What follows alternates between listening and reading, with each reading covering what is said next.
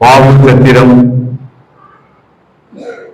மெய்வழி வேதம் போதும் பாடசாலைக்கு வந்திருக்கும் மெய்வழி மக்கள், மெய்வழி தெய்வத்தை சார்ந்து பின்தொடரும் மக்கள் எல்லோருக்கும் என்னுடைய நமஸ்காரத்தை தெரிவித்துக் கொள்கிறேன். இந்த மாசம் ஒரு சின்ன மாற்றமாக இந்த இடத்துல சபையை நடத்துறதுக்கு தெய்வம் ஆசைப்பட்டிருக்கிறாங்க. மனிதர்கள் ஆசைப்பட்டாங்கன்னாக்கா நடக்காது, அது தெய்வ சித்தம். அதனால இங்க நடக்குது. அடுத்த மாசம் எப்பவும் வழக்கம் போல பிரபராஜா வீட்டில் சபை நடக்கும். எல்லோரும் இதே போல கலந்துக்கணும்னு கேட்டுக்கிறேன்.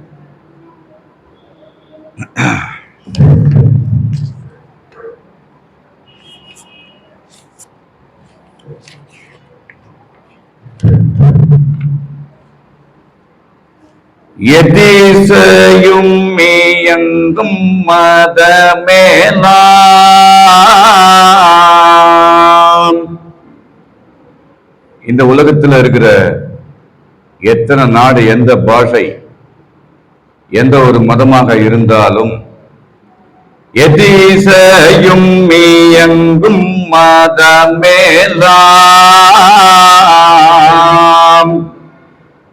புத்திரர்கள் சந்தான புறப்பேளாம். நித்தம் தேடி என்ன தேடினாங்க? அவங்க தான் தேடினாங்க, நம்ம தேடல, அவங்க தான் தேடினாங்க. நித்தம் தேடி நில மேலான் சுற்றியே, நித்தம் தேடி நில மேலான் சுற்றியே, சித்தன் சாலையில் செழித்தன.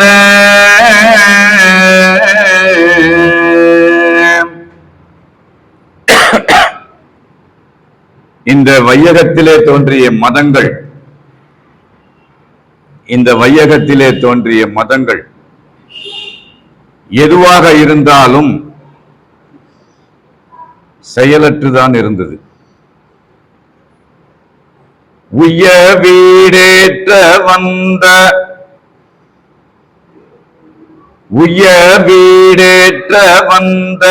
உளபல மதங்கள் எல்லாம், உய்ய வீடேற்ற வந்த உளபல மதங்கள் எல்லாம், செய்தொழில் பலியாதாகி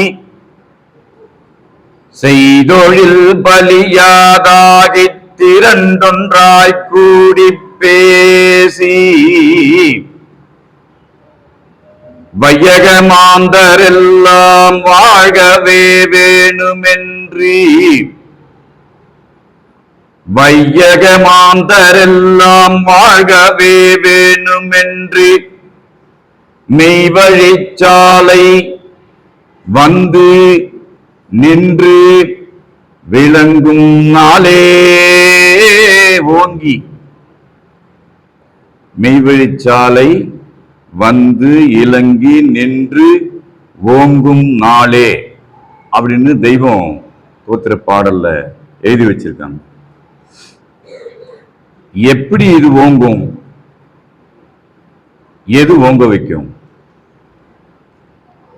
இப்ப நாங்க எங்க தந்தையார், இவங்க அண்ணா மாதிரி இருக்கிறவங்கலாம் சேர்ந்ததுனால இப்ப அண்ணா சொன்ன மாதிரி சந்ததி அப்படிங்கிற ஒரு உரிமை எங்களுக்கு கொடுத்துருக்குறாங்க.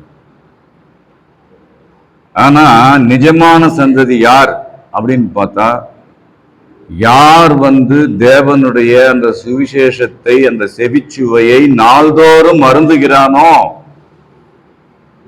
அருந்தி அதை சிந்தையில் பதித்து அதன்படி நடக்கிறாங்களோ அவங்க தான் சந்ததி. மகாபாரதத்துல துரோணரை சிலைய வச்சே ஏகலைவன் விதையை கத்துக்கிட்டான். என்ன காரணம்னா அது சிலையா அவன் நினைக்கல, அவராவே எனக்கு கத்துக் கொடுக்கிறாருன்ற அந்த நம்பிக்கை. அந்த நம்பிக்கை வச்சதுக்கு அர்ஜுனன் ஆகட்டும் கர்ணன் ஆகட்டும் அதை விட பராக்கிரமம் பெற்றான் வில்வித்தையில. பார்த்தார் ஐயா, விரல எடுத்து வாங்கிட்டார். இது நாம வரலாறுல காணக்கூடிய செயலுடைய கதை. இங்க மெய்வழியில பார்க்கும்பொழுது ஏன் நாங்க இவ்வளோ சிரத்தையோட இங்க கூடுறோம், ஆனா அது இறைவனுடைய திருவருள். ஏற்கனவே அண்ணாலாம் வந்திருக்காங்க. முதல் சபை நம்ம பிரபுராஜா ஏற்கனவே பல வருஷங்களுக்கு முன்னாடி அதே அவர் வீட்டுல பல முறை அனந்தர்களை கூட்டிட்டு சபை நடத்தி இருக்கிறார். அப்ப மக்கள் வந்திருந்தாங்க. அவர் என்ன ஒரு மக்கள்கிட்டையும் கூட்டிட்டு போய் சந்திக்க வச்சு பேச வச்சாரு. ஆனா இடைப்பட்ட ஒரு சிறு காலத்துல என்ன நடந்ததோ அது அப்படியே கலைஞ்சிடுச்சு. போயிட்டே இருந்தது நாட்கள். எங்கேயோ இருந்த நான் என்னை கொண்டு இந்த ஊர்ல வச்சாங்க. இங்க தங்குற மாதிரி ஒரு சூழ்நிலை வந்தது. டாக்டர் சாலை சரிதாவும் சாலை பிரபுராஜாவும் எனக்கு 2 கண்ணு மாதிரி உதவி பண்ணாங்க. அதுக்கு நான் தெய்வத்துக்கு நன்றி சொல்லிக்கிறேன். ஆனா இப்ப நினைச்சு பார்க்கும்பொழுது அந்த உபத்திரவம் எதனால ஏற்பட்டதுன்னு சொன்னா, அவங்களுடைய திருவசனம் மாதம் ஒரு முறையாவது இந்த ஊரிலே ஒலித்து கொண்டிருக்க வேண்டும், அதை பல செவிகள் கேட்டு உள்வாங்கி மெய்வழிக்குள் ஆக வேண்டும் என்பது அவர்களுடைய சித்தம். இது யார் யாருக்கு கிடைக்கும் கிடைக்காது அப்படிங்கிறது அவங்க உழைப்பாங்கல தான் அவங்க வச்சிருந்தோமே தவிர நாங்க சொல்ல முடியாது. தெய்வம் வாக்கியத்துல கூட சொல்ல உத்தரவு பண்ணுவாங்க, இட்டாருக்கு இட்டதுதான் பட்டாருக்கு பட்டதுதான், என் வாய் பேசுச்சு உன் காது கேத்துச்சு, இனி அவரவர் பாடு முடிச்சிருவாங்க. இங்கேயும் அப்படிதான். இது வேலை இல்லாம பேசுற பேச்சு அல்ல, உயிருக்குண்டான பேச்சு, எங்கேயுமே கிடைக்காத பேச்சு. சொர்க்கம் நரகம்னு 2 இருக்கு. ஆனா அது மனிதனுக்கு மட்டும்தான் இருக்கு. ஆனா மனிதன் சொர்க்கபதி வாழ்க்கைக்கு தான் போக வந்தவன், நரகத்துக்கு போக கூடாது. அப்படி சொர்க்கத்துக்கு போகணும்னா நீங்க வாங்க கூட்டிட்டு போறோம்னு சொல்லி யாருன்னா கூப்பிடுறதுக்கு ஆள் இருக்கா? நியாயப்படி பார்த்தா உலக பாட்டுக்கு கூட உதவி பண்றதுக்கு நாதி இல்லாத உலகமா இன்னைக்கு போயிடுச்சு. ஒருத்தன் கஷ்டப்படுறான்னா அந்த காலத்துல எல்லாம் 10 பேர் கூடி அவனுக்கு ஒரு பணத்தை கொடுத்து ஏதாவது தொழில் பண்ணி முன்னேறிக்க, சமுதாயத்துல ஒரு அந்தஸ்தான இடத்துக்கு வான்னு சொல்லிட்டு இருந்தாங்க. இப்போ அது கிடையாது. இவனுக்கு அடி வெட்டுவான், அவனுக்கு அடி வெட்டுவான். 2 பேருமே பக்கத்துல குழி பச்சுன்னு 2 பேருமே குழியில விழுந்துருவாங்க. ஆனா மெய்வழி மக்கள் அந்த மனப்பக்குவத்துல இல்லை. ஏன் அப்படின்னு சொன்னா, நாங்க எதுவுமே உங்களுக்கு கொடுக்கல, எல்லாமே தெய்வம் கொடுக்குறது. தெய்வம் எங்களுக்கு என்ன உத்தரவு பண்ணாங்களோ அந்த உத்தரவை எடுத்துட்டு அப்படியே திருப்பி உங்ககிட்ட பரிமாறிக்கிறோம், அவ்வளவுதான். பரின்னா என்ன? பரின்னா என்ன? பரிமேல் அழகர் இருக்கிறாரு. பரின்னா என்ன? குதிரை. அது மாறுது, அதுக்கு பேரு நினைவு. அதுக்கு பேரு வேதத்துல நினைவு. நினைவுக்கு பேரு பரி. வாசி என்னும் குதிரை அப்படின்னு பல இடத்துல தெய்வம் உத்தரவு பண்றாங்க. சரி, இதெல்லாம் நமக்கு மாறணும்னாக்கா நமக்கு என்ன வேணும்னு சொன்னா, தெய்வத்தினுடைய அந்த தேவாமிர்த ஊற்றாகிய செவிச்சுவை வேண்டும். அந்த செவிச்சுவை இல்லைன்னு சொன்னா ஜீவனுக்கு போய் அந்த மெய்யுணர்ச்சி தைக்காது. வள்ளுவர் பெருமான் அவர்கள் இந்த செவிச்சுவையை பத்தி அதிகமா குறள் எழுதி வச்சிருக்கிறார். செவிக்கு உணவில்லாத பொழுது சிறிது வயிற்றுக்கு ஈயப்பெறும், அது ஒண்ணு. செல்வத்துள் செல்வம், செவிச்செல்வம், அச்செல்வம், செல்வத்துள் எல்லாம் தலை. அது ஒண்ணு. செவியிற் சுவையுணரா வாயுணர்வு மாக்கள்னு குறிப்பிடுற. அப்ப செவியில சுவையை எப்படி உணர்றது? உடனே இப்பெல்லாம் ஹெட்போன் வந்துருச்சு. ஒரு 20-30 வருஷத்துக்கு முன்னாடி ஸ்டீரியோ டேப் ரெக்கார்டர் வைக்கும் அக்காய், நேஷனல் பானாசோனிக்கு, அது இதுன்னு ஜப்பான்ல இருந்து வரும். அது பாத்தீங்கன்னாக்கா மியூசிக்கை பிரிச்சு பிரிச்சு காமிக்கும். தபேலாவை தனியாவே, ட்ரம்ஸை தனியாவே, கிட்டாரை தனியாவே. அப்போ அது அப்படியே காதுல இனிமையா ரசிச்சுக்கிட்டு இருப்பாங்க. அதுவா ஒரு ஜடப்பொருளிலிருந்து எழுந்து வரக்கூடிய நாதத்தை ரசிக்கிற இன்பம் தற்காலிகமானதான், நிரந்தரமானதா? அந்த நேரம் கேட்கவும் சலிச்சு போயிடும். அப்புறம் இன்னொன்னு வந்துடும், அதை கேட்போம், அதுவும் சலிச்சு போயிடும். அப்ப மாறி மாறி மாறி மாறி போயிட்டே இருக்குமே தவிர நினைச்ச மாத்திரத்திலேயே உற்சாகத்தையும் உயிர்கழிப்பையும் தரக்கூடிய வேத வசனத்துக்கு நிகராக அது ஆகுமா அப்படின்ற ஒரு கேள்வியை நமக்கு நாமே கேட்டால் ஒழிய மெய்வழியினுடைய மேன்மையை நம்மால் உணர முடியாது. இது திட்டமாக நாம உணரணும். அது சந்ததியா இருந்தாலும் சரி, புதுசா வந்திருக்கிறவங்களா இருந்தாலும் சரி. அந்த புதுசா வரவங்க இவங்க என்னமோ அப்படி கூடி என்னமோ பேசுனாங்களே அப்படின்னு இங்க இருக்கிறவங்க, பிரபுராஜா இருக்கிறாரு, சரிதாமா இருக்கிறாங்க, 2 பேர்கிட்ட மறுபடியும் எனக்கு சொல்லுங்க அப்படின்னா கண்டிப்பா அவங்க பேசுவாங்க. எதுக்காக இந்த சபை இங்க நடத்தினாங்க? அப்ப இதனுடைய நோக்கம் என்ன? இவ்வளவு செலவு பண்ணி நாங்க அவ்வளவு தூரத்துல இருந்து பேச வேண்டிய அவசியம் என்ன இருக்கு அப்படின்னா, தன்னுயிரை போல் மண்ணுயிரை நினை. அந்த ஒரு காரணம் தான். இப்ப எங்க ஆண்டவங்க இந்த பரம்பெரும் நிதியத்தை தன் வசம் பெற்று தனக்கு வச்சுக்கல. அது அவர்களுக்கு தேவையும் இல்லை. ஏன்னா அவங்களே அதுதான், அந்த பெருநிதியே அவங்க தான். அதை என்ன பண்றாங்கன்னா உலக மக்களுக்கு கொடுக்கலாம். எப்படி கொடுக்கிறது? அந்த பொருளை எப்படி கொடுத்தாரு? பேசரும் பேரும் பொருளை. இந்த உலகத்துல இந்த பேச்சை யாராலையுமே பேச முடியாது. ஏன் அப்படின்னா செயல் இல்லை. செயலுடைய வாசகம் இன்னைக்கு இருக்குது அப்படின்னு சொன்னா மெய்வழியில மட்டும்தான். இப்ப அவர் ஒரு கதை சொன்னார்ல, அந்த அந்த ஒருத்தருடைய வாக்குக்கு வல்லபம் இருக்குது அப்படின்னு சொன்னா அந்த வாக்கு பிறங்கக்கூடிய எல்லை யதார்த்த நிலையில இருந்து பேசினா அதுக்கு வல்லபம் உண்டு. உள்வொன்று வைத்து புறமொன்று பேசும் உத்தமர்த்தம் உறவு கலவாமை வேண்டும் வள்ளலார்.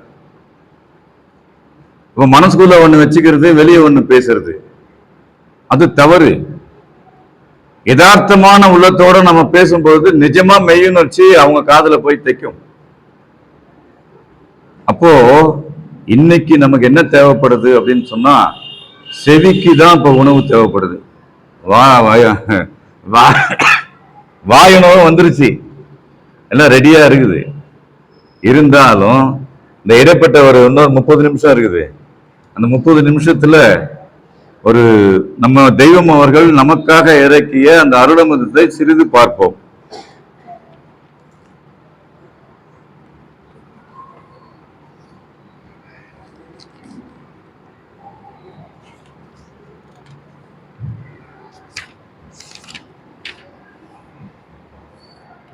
செவிச்சுவை தேவாமிர்தம் பக்கம் 59ல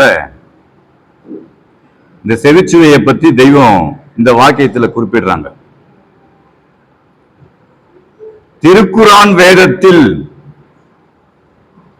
அல்லாஹு தாலாவிடமிருந்து வரும் திருத்தூதர் ஜிப்ரியல் வானத்திலிருந்து ஒரு நீர்வீழ்ச்சி மூலமாக தரைக்கு வருவார். நீர்வீழ்ச்சின்னாக்கா இப்ப குற்றாலம் இருக்குது, அதுவா? பாப்பநாசத்துல தண்ணி ஊத்துது, 5 அருவிலையும் 1 அருவிலையும் தண்ணி இல்லை, குளிக்கலான்னா முடியாதுன்ட்டார் அவரு. அது அல்ல. அவங்கள்ட்ட ஆலவாயிலிருந்து வர ஜலத்தினுடைய அந்த ஊற்று ஜீவாமிர்த ஊற்று. பைபிள்ல ஜீசஸ் கிறிஸ்து தாகத்துக்கு தா. ஒரு சமாரிய ஸ்திரீ கிட்ட போய் கேட்கிறார், எனக்கு தாகமா இருக்குது, தாகத்துக்கு தா, எனக்கு நீ தாகத்தை, என்னுடைய தாகத்துக்கு நீ கொடுத்தேனா உனக்கு நான் தாகமே எடுக்காத ஜீவ தண்ணீரை கொடுப்பேன். அது அவர் காலத்துல அவர் கையில இருந்தது. இன்னைக்கு யார் கொடுக்க முடியும்?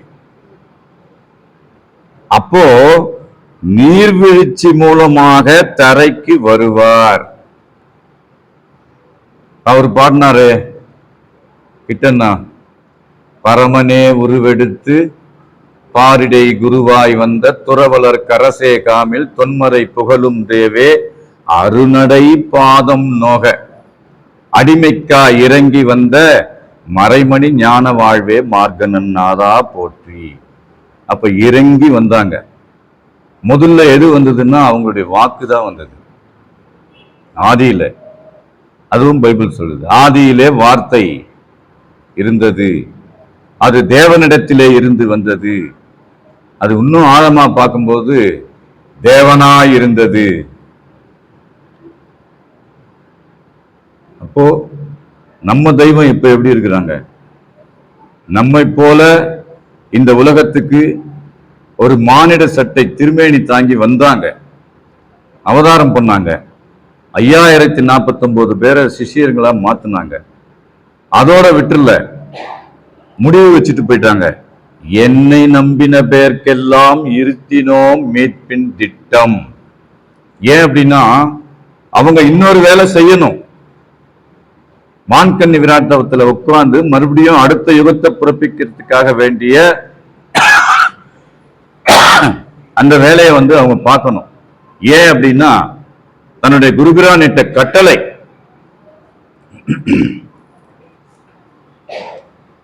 அதாவது கட்டளையோ பிரான் இட்டது, பொறுப்போ உலகத்திற்கு.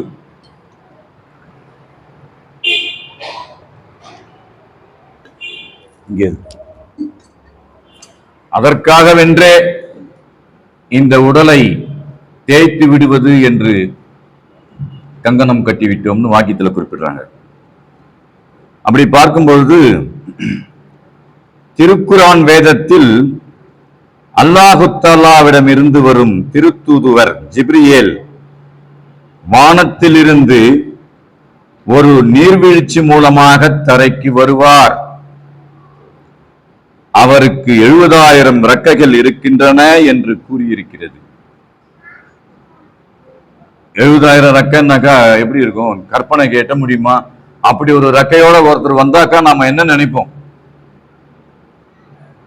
பயந்து ஓட மாட்டோம். இது இவரு இறை தூதர் தான் வந்திருக்கிறாரு, இவர்கிட்ட போய் நம்ம பணிஞ்சு நம்ம கேட்டுக்கோன்னு நினைப்போமா? ஒரு ரெக்கை காக்கா பருந்துக்கு விரிச்சால் எவ்வளவு பெருசு இருக்குது. 70,000 ரெக்கை, இந்த பக்கம் 35,000, இந்த பக்கம் ஒரு 35,000 விரிச்சா எப்படி இருக்கும்? அதுவும் தேவதையெல்லாம் போடுறாங்கல்ல, ஏஞ்சல்ஸ், ரெக்கை கட்டிக்கிட்டு வானத்திலிருந்து இறங்குற மாதிரி. உண்மை. ஆனா எங்க இறங்குறாங்க? எந்த வானத்திலிருந்து எங்க இறங்குறாங்க? எல்லாமே நமக்குள்ள. தெய்வம் அந்த ரெக்கை என்னங்கிறத கோடாயிரக்கூர் 266வது வாக்கியத்துல உடைக்கிறாங்க. இந்த 70,000 ரெக்கை இருக்குன்னு சொல்றாங்களே, அது என்னது அப்படின்னு பார்க்கும்பொழுது, உன் எண்ணம் அழிந்தே போகிற நேசத்தை உயிராக கொண்டிருக்கிறது. அந்த நேசத்தை விட்டுவிட்டு ஆண்டவர்களின் அருளுக்குள் நீ நுழைய வேண்டும். அவர்களுடைய அருளையே நீ அருந்த வேண்டும். அது சிறிது சிறிதாக ஜீரணமாகி உன் இரத்தத்தில் போய் கலக்க வேண்டும். அறிவே உன் பாவ நினைவை சங்கரிக்கிறது. பின் அந்த நினைவே அறிவாக மாறுகிறது. உன்னுடைய அறிவு மாறியதும் உன்னுடைய தேகம் மாறுகிறது. உன்னுடைய நாவு 70,000 நாவாக, உன்னுடைய வாய் 70,000 நாவுடைய வாயாக மாறுகிறது. அப்ப அவருக்கு என்ன எத்தனாயிரம் ரெக்கை இருக்குதுங்கிறாங்க? 70,000 ரெக்கை. அப்ப அந்த 70,000 ரெக்கைங்கிறது இங்க தெய்வம் என்ன குறிப்பிடுறாங்க? அவர் சொன்ன அந்த நா, அந்த ஒரு நாவுக்கு தான் சர்வ உலகமும் அடக்கம், யமனும் அடக்கம். எம்முடைய உத்தரவுக்கு கலங்காத யமன் கலங்குவான் அப்படின்னா அப்ப அவங்களுடைய வல்லபம் என்ன? அவங்களுடைய வல்லபத்தை நம்மளால அறுதிட்டு பார்க்க முடியுமா? அந்த அறிவு தான் நம்ம கிட்ட இருக்கா? இந்த நேரம் உட்காரும் போது ஆகாவோன்னு கொஞ்ச நேரம் சார்ஜ் ஏறின மாதிரி இருக்கும். அப்புறம் அங்க போன உடனே உலகம் நம்மளை விரட்டும். ஏன்னா நம்ம இந்த உலகத்துல வாழ்ந்துகிட்டு இருக்கிறோம். இந்த உலகத்துல வாழறவருக்கு இது நம்மளை விரட்டிக்கிட்டே தான் இருக்கும். இருந்தாலும் தெய்வம் நமக்கு எக்ஸம்ஷன் கொடுத்திருக்கிறாங்க. உடல் பொருள் ஆவி மூன்றையும் தத்தம் செய்து பெற வேண்டிய ஒரு பெரும் பொருளை நம்மிடமிருந்து எந்த ஒரு எதிர்பார்ப்பும் இல்லாமல் அந்த ஜீவரட்சிப்பு செயலை இனாமாக நமக்கு தந்து கொண்டிருக்கிறார்கள். அதற்கான நேரத்தை மட்டும் தான் நாம் ஒதுக்க வேண்டும். அதுதான் உங்களிடத்தில் அற்பமா இருக்கிறது. பிறவியிலே அண்ணன் பேசினார். வேணுமானால் அந்த நேரத்தை கூட்டிக் கொள்ளலாம். அதுக்கு என்ன வேணும்னா ஆர்வம் வேணும். 10 மணி சபைன்னா 9 வரைக்கும் இங்க நிக்கணும். நிச்சயமா உலக வேலை இருக்கு. இந்த ஒரு நாள் இந்த 2 மணி நேரம் உட்கார்ந்து இந்த சுவிசேஷத்தை, இந்த வேத வசனங்களை, அந்த ஆதி பிதாவினுடைய வாக்குகளை நம்முடைய செவியிலே வாங்கி சிந்தனையில பதிச்சிட்டோம்னு சொன்னா அதுக்கு நிகரான வரவு என்ன அப்படின்னா யமன் அஞ்சுவான். ஏன்? அவன் வரும்போது நம்ம வாய் என்ன சொல்லும்? முத்திபூர் நாம் மெய்யாக மெய்யாகவே சதுரீகம் கோடி கால மக்களிடத்திலும் உள்ள சர்வ மூல மந்திர நிரூபிக்கு மகான்மையராக யுகவான் சாலை ஆண்டவர்களே முத்தி பாலிப்பு. இப்படி சொல்லிக்கிட்டே இருந்தா ஏமா வருவானா? ஆனா அதை கண்டு சொல்லணும். ஒரு முறையாச்சும் மெய்வழிச்சாலைக்கு வரணும். அவங்க திருமுன்பாக நின்று நம்ம அவங்கள்ட்ட கேட்கணும். ஏன் அப்படின்னா அரூப வஸ்துவானது தனக்குன்னு ஒரு தேகம் திருமேனி தாங்கி தனக்குன்னு ஒரு ஊரையும் தனக்குன்னு ஒரு ஆலயத்தையும் இந்த உலகத்துல நிர்மாணிச்சு வச்சிருக்காங்க. இப்ப ஒரு வேலை ஆகணும், கலெக்டர் போய் பார்க்கணும்னா நம்ம பார்க்கதானே வேணும். பார்க்காமலேயே அவரை தெரிஞ்சவர்கிட்ட நான் பேசுறேன், நான் கேட்டுக்கிறேன் அப்படின்னாக்கா ஆகுமா? முடியுமா? பார்க்கிறவங்களை பார்த்து கேட்கிறத கேட்டு கொடுக்கறத கொடுத்தாதான் வேலையாகும். இது உலகம். ஆனா அங்க அப்படி இல்லை. கேட்டதை கொடுப்பவர். பாட்டு போடுறான், கேட்டதை கொடுப்பவனே கிருஷ்ணா கிருஷ்ணா. அவங்களுடைய நாமாவளியை சொன்னாலே முக்தி. ஆனா அங்க கேட்டு அவங்க நம்மளை பார்க்கணும், நம்ம அவங்கள பார்க்கணும். கீதையில சொல்றாரு, எவனொருவன் என்னை காண பிரயாசைப்படுகிறானோ அவன் என்னை காணாமல் போவதில்லை. எவனொருவனை நான் காண வேண்டும் நினைக்கிறேனோ அவனும் என்னுடைய பார்வையிலிருந்து காணாமல் பட போவதில்லை. ரெண்டுமே ஒண்ணுதான். ஏன் அப்படின்னா அவரை நம்ம பார்க்கும்போது கண்டிப்பா அவரை பார்ப்பார். நம்மளை பார்த்துருவாரா இல்லையா? அதுக்குமே ஒரு கதை இருக்கு. இந்த கதையா சொல்லிட்டு இருந்தாக்கா வேலையாகாது. பாரத போர் நடக்க போகுது. 2 பேரும் கிருஷ்ணர்கிட்ட போயிட்டு வரம் கேட்கணும். யாரு? பஞ்சபாண்டவர்களும் கௌரவர்களும். இவரு ஜபர்தஸ்த் நேரா தலைப்பாட்டில் போய் உட்கார்ந்துக்கிறாரு. அர்ஜுனன் கால் மாட்டில் உட்கார்றாரு. இவரு வர்றது தெரியுது. இவரு தானே கபன நாடக சூத்திரதாரி. இவங்க 2 பேரு காலடி தடத்தை கேட்டவொடனே வந்துட்டானுங்கடா 2 பேரும் தூங்குற மாதிரி நடிக்கிறாரு. இவர் என்ன பண்ணாரு? தலைமாட்டில் போய் உட்காந்துக்கிட்டாரு. இவரு கால் மாட்டில் இருக்கிறாரு. ஜென்ரலா நம்ம கண்ணு திறந்த உடனே எங்க நம்மளுடைய பார்வை எங்க போகும்? நம்ம காலுக்கு கீழே தான் போவோம். இப்படி படுத்தோம்னா கால் தான் தெரியும், தலையில ஆனா அந்த திரும்பி பார்த்தா தான் தலை தெரியும். இவர் பார்த்த உடனே வாப்பா அர்ஜுனா எப்ப வந்த அப்படின்னு கேட்கிறாரு. நான் தானே முதல்ல வந்தேன். திரும்பி, ஓ நீ வந்திருக்கிறியா? நீ எப்ப வந்த? அவங்களுக்கு முன்னாடி நான் தான் வந்தேன். இல்ல நான் அவரை தான் முதல்ல பார்த்தேன். அவங்க கேட்கறது, அர்ஜுனுக்கு முன்னாடி நான் தான் வந்தேங்கிறான். இவர் என்ன சொல்றாரு, நான் முதல்ல அவரை தான் பார்த்தேன், அவனை தான் பார்த்தேன், அவன் என்னுடைய திருவடியில உட்காந்துதான், இனி என் தலையில போய் உட்காந்துக்கிட்டு இருக்கேன். இப்ப நாம தெய்வத்துடைய பாதார விந்தத்தை பிடிச்சிக்கணும். தலை பிடிக்கிறதுக்குலாம் நமக்கு தகுதி கிடையாது. பாதார விந்தங்களை பிடிச்சிக்கிட்டோம்னா அவங்க கூட்டிட்டு போயிடுவாங்க. அப்புறம் நடக்குது, உனக்கு என்ன வேணும்னு கேட்கிறாரு, எனக்கு சேனையை கொடுங்கிறாரு, உனக்கு என்ன வேணும்னா நீ வந்தா போதுங்கிறாரு. அப்ப அந்த பரமாத்மா யாரோட துணையா இருந்தாரோ அவங்க வெற்றி பெற்றாங்க, உலகத்திலும் இல்ல முக்தியும் அடைஞ்சாங்க. இந்த நிகழ்வுகளை எதுக்காக நம்மளெல்லாம் படிச்சு கேட்டு பழகி வச்சாங்கன்னு சொன்னா, நம்ம வாழ்க்கையிலையும் இது வேணும். எது? மோட்சம். மோட்சம் வேணான்னு சொல்ற ஆள் யாருன்னா அங்க இருக்கிறாங்களா? நரகம் வேணும்னு சொல்ற ஆள் யாருன்னா இருக்கிறாங்களா? நரகத்துக்கு யார் யாரு போலாம், கை தூக்குங்க பார்க்கலாம். அப்படின்னா ஒரு ஆள் கூட தூக்குமா? மோட்சத்துக்கு போனோம்னா எல்லாரும் தூக்கிடுவோம். என்ன அப்போ சொர்க்கத்துக்கு போனோம்னா மட்டும் ஆசை வருது, ஆனா அதுக்கு உண்டான பாடுபடணும்னாக்கா அது வர மாட்டேங்குது. பேசுறாங்க ஐயா, நெய்வேலிக்காரங்க பேசுறாங்கப்பா, போய் கேளுங்க. அந்த ஆதிநாதனுடைய வசனத்தை எடுத்து அவங்க பேசுறாங்க. மற்றதெல்லாம் சொந்த கற்பனை கிடையாது. ஏன் அப்படின்னா அப்படி பேசக்கூடிய அறிவு யார்ட்டையுமே கிடையாது. எல்லா வேதத்தை எடுத்து பேசுறாங்க. அந்த செயல் பண்ண முடியுமா? அவர் அப்படி பண்ணாரு, பரமாத்மா அப்படி பண்ணாரு, ஜீசஸ் அப்படி பண்ணாரு, இந்த அற்புதம் நடத்தினாரு, நாயகம் அப்படி பண்ணாரு. உண்மை, பொய் இல்ல. இப்ப செய்யறதுக்கு யாரு? இப்ப செய்யறதுக்கு யாரு? கலெக்டர் டிரான்ஸ்பர் போயிட்டா அந்த இடம் காலியா இருக்குது. இன்னொரு கலெக்டர் வர வரைக்கும் ஆக்டிங் கலெக்டர் அந்த நேரத்தை வேலை பார்க்க முடியும்.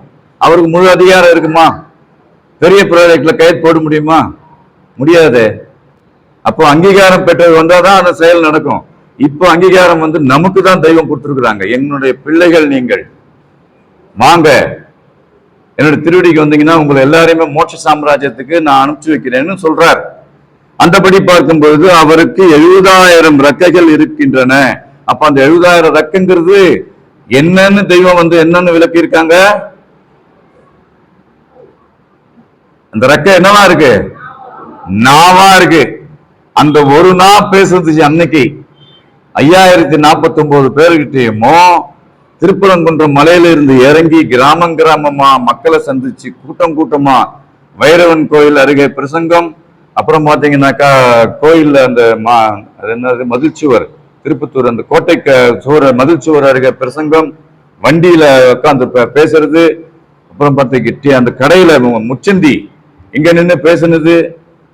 அந்த ஒரு நாள் தானே அன்னைக்கு அசைஞ்சது. அந்த ஒரு நாள் அசைஞ்சதுனாலதான் மெய்வழி மக்கள் எல்லோரும் திருநாளை கொண்டாடுறோம். என்ன திருநாள்? இந்த மாரியம்மன் கோயில லைட் சைட் எல்லாம் போயிட்டு கரகாட்டம் ஆடிட்டு அமக்கலம் பண்றதுதான். பல கோயில்ல இன்னைக்கு நடந்துகிட்டு இருக்கு. மருவி போச்சு. தொண்டி கொண்ட நாள், அந்த திருநாள் என்ன நாள்? நாம நம்ம தெய்வத்தினுடைய திருவடியில தொண்டி கொண்ட நாள் மண்டல வீணரி கண்டு சீச்சி என்னும் நாள். அப்பா பொணத்தை தூக்குறான், கதவை சாத்து. நடக்குதா இல்லையா உலகத்துல? நீங்க வாழ்ந்துகிட்டு இருக்கிற இந்த உலகத்துல நடக்குதா இல்லையா? ஏமா இங்க பாருங்க அக்கா, பொணத்தை தூக்கிட்டு போனோன்னு கதவை தண்ணி ஊத்துறீங்களா? ஊத்துறீங்களா இல்லையா? ஏன் ஊத்துறேன்னு தெரியுதா?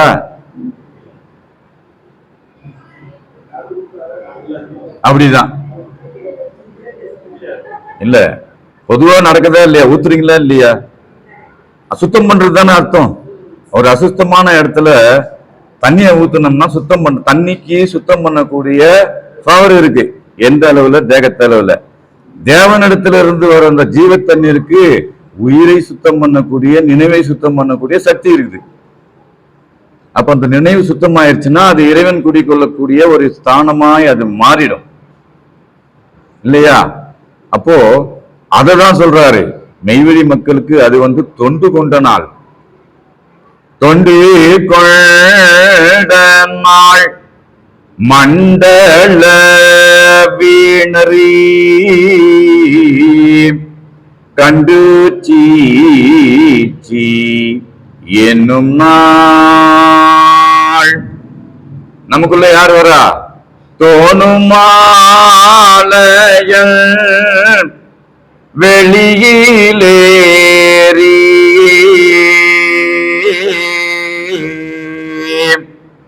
தொழுதிடும் பேரின்பனாள்.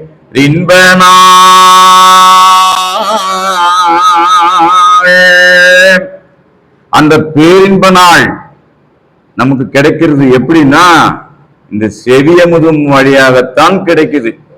இதை நாம் நிச்சயமாக உணர வேண்டும். அவருக்கு 70,000 ரெக்கைகள் இருக்கின்றன என்று கூறியிருக்கிறது. அது குறிக்கும் தேவ ரகசியம் நரர்களுக்கு எந்த காலத்திலாவது புரியுமா? இப்ப இந்த வாக்கியத்தை எடுத்து பேசலன்னா நமக்கு புரியுமா? 70,000 நாவுடைய வாயாக மாறுது அப்படிங்கிற வாக்கியத்தை சிந்தனையில இருந்து எடுத்து நம்ம பேசிக்கலன்னு சொன்னா நம்ம அறிவுக்கு இது எட்டுமா? புரியாது. என்னமோ ரெக்க இருக்கும் பொழுது அப்படின்னு கற்பனையில தான் இருந்திருப்போம். அப்போ 70,000 ரெக்கைங்கிறது 70,000 நாவுடைய வாய். புரியாது. அது எம் மூலமாக எழுந்து உலவி வரும் விஸ்வநாதமே இது. முடிச்சிட்டாங்களா? அந்த 70,000 ரெக்கைய என்ன அப்படின்னா, அவங்க ஆலவாயிலிருந்து எழுந்து வரும் விஸ்வநாதம். விஸ்வன்னா என்ன? விஸ்வன்னா என்ன? பெரிது. தெரிஞ்சே சொல்லாமல இருக்கிறீங்களே. விஸ்வரூப தரிசனம் அர்ஜுனனுக்கு காமிச்சாருன்னு சொல்லி கேட்கும்போது அப்படியே வானத்துக்கும் பூமிக்குமா காட்டுறாங்கல்ல. அப்ப விஸ்வம்னாக்கா பெருசு. அப்போ எது பெருசுன்னா, அவர்கள் ஆலவாயிலிருந்து வரக்கூடிய நாதம் பெரிது. அதனாலதான் பாடி வச்சாரு, நாத விந்து கலா ஆதி நமோ நம. அது குறிக்கும் தேவ ரகசியம் எவர்களுக்கும் எந்த காலத்திலாவது புரியும். நரர்களுக்கு எந்த காலத்திலாவது புரியுமா? புரியாது. அது எம் மூலமாக எழுந்து உலவி வரும் விஸ்வநாதமே இது. இப்படி என்று உன் நினைவு வளர்ந்து இப்போது புரிந்து கொண்டது சாமானியமான காரியமா? மெய்வழி மக்கள் தான், சந்ததி தான், அனந்தர் தான். அப்படியே வச்சுக்குவோம். நுணுகி பார்த்து எதை தெய்வம் குறிப்பிட்டு பேசுறாங்க, இந்த செயல் எங்க நடக்குது, இதனுடைய தாற்பயம் என்னன்னு தெய்வத்துக்கு கேட்ட அடுத்த வாக்கியத்துல கொடுத்துருவாங்க, பக்கத்திலே இருக்கும். அப்ப நாம எருமை மாடு பார்த்துருக்கிறீங்களா? உங்க ஊர்ல நிறைய இருக்குது. ஒரு இடத்துல புல் இருந்ததுன்னா பரட்டு பரட்டு பரட்டுன்னு கட்டு அந்த அடிக்கட்டை வரைக்கும் மேய்ஞ்சிட்டு தான் அடுத்த இடத்துக்கு போவோம்.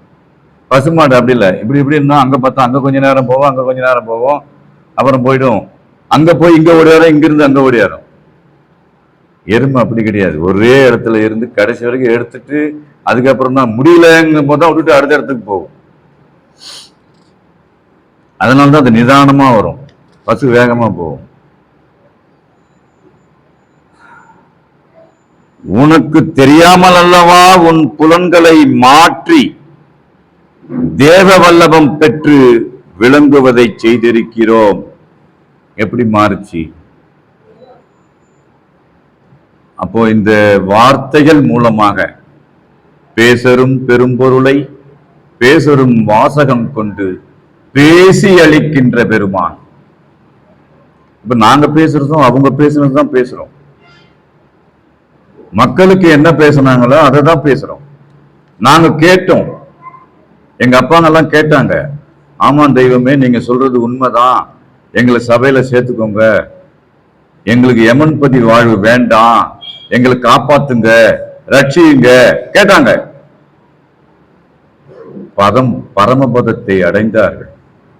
இது கண் கூட பார்க்கிறோம். ஜீவ பிரயாணம் ஆகும் பொழுது அந்த மாற்றம் ஏற்படுதே. இதெல்லாம் பார்த்திருக்கிறீங்களா? அடக்கானவங்க, புதுசா வந்தவங்க பார்த்திருக்கிறீங்கல்ல? எங்கேயாவது இது நடக்குமா? அப்பனா அந்த வாக்குக்கு எவ்வளவு வல்லபம், அந்த வேத வாக்குக்கு எவ்வளவு வல்லபம் என்பதை நாம் சிந்திக்க வேண்டும். அடுத்து இன்னொரு வாக்கியத்துல இந்த செவிச்சுவையை எப்படி அருந்தணும் அப்படின்னு பார்த்தா, படிப்பதாயின் எல்லா அங்கங்களும் தோய படிக்க வேண்டும். தோய படிக்கிறது எப்படி? எது தோயுது? தோயிறது அப்படிங்கிற வார்த்தை நம்மள எந்த இடத்துல புழங்குது? அன்னாடம் புழங்குறோம். ஆனா அத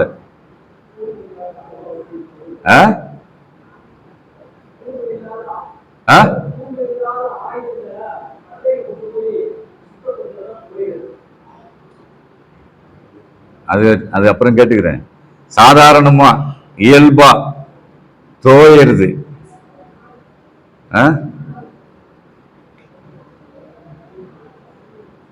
எல்லாரும் தயிர் சாப்பிடுறீங்களா?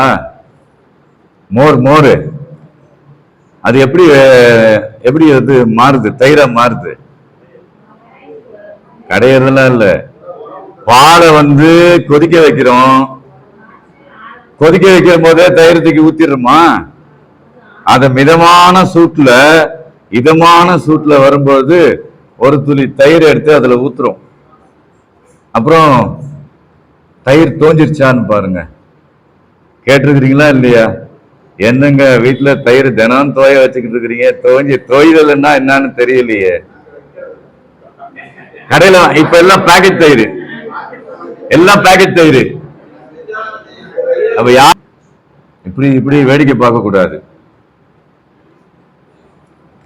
கை தூக்கிட்டாரு, பேச சொல்றாரு. இன்னும் கொஞ்ச நேரம் பேசுங்கிறாரு. ஒண்ணுதானே ஆகுது. படிக்க வேண்டும்.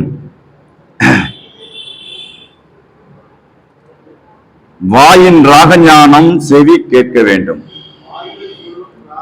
வாயிற் சொல்லும் பத்தியா சொல்றாரா பார்க்கலாம். திருத்தத்துக்கு ஒரு குரு வச்சுங்கிறேன் பக்கத்திலேயே. தப்பா படிச்சா உடனே சொல்லிடுவாரு. வாயிற் சொல்லும் ராகஞானம் செவி கேட்க வேண்டும். செவி கேட்ட பின்னரே மனம் அதை தெரிந்து கொள்ளும். அதன் பிறகுதான் அறிவு உணர முடியும். இத்தனை ப்ராசஸ் இருக்குது.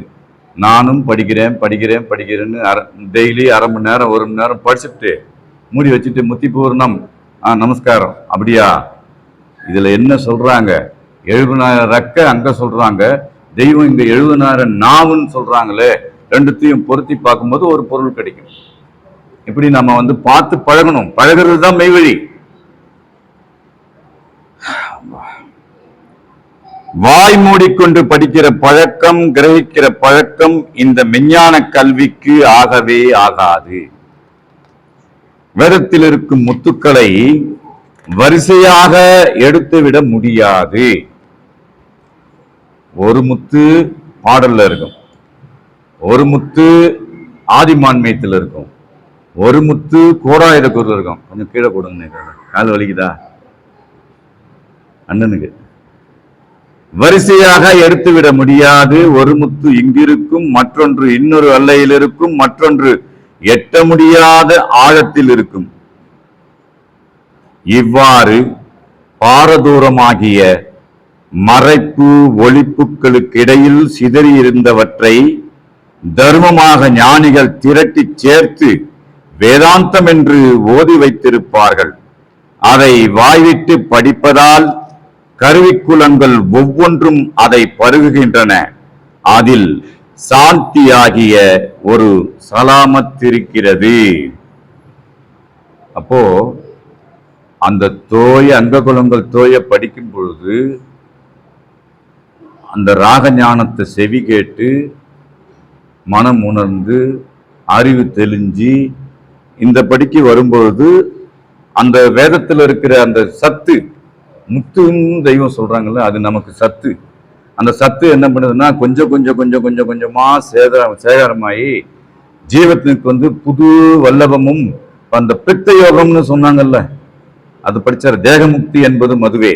அது நமக்கு கிடைக்கிறதுக்கு வழிவகுக்கும் என்று கூறி அந்த செவிச்சுவையினை நாம் எல்லோரும் மெய்வழியைச் சேர்ந்த மெய்வழியை சார்ந்த வரும் மக்கள் எல்லோரும் அனுபவிக்க வேண்டும் என்று கூறி இந்த பாவூர் சத்திரம் மெய்வழி வேதம் ஓதும் பாடசாலையிலே என்னுடைய முத்திப்பேரரை மீண்டும் தொடரும். நாம் எல்லோரும் நம் தெய்வம் அவர்களின் பாதார விந்தங்களிலே பரிபூரண சரணாகதி அடைந்து மேலும் அவர்கள் அளக்க நிற்கும் நிஜநிதி புதுவாழ்விலே மனம் கூடி சேர்ந்து இந்த செவிச்சுவையினை நாள்தோறும் பருகுவோம் என்று கூறி நமஸ்காரம் நமஸ்காரம் நமஸ்காரம்.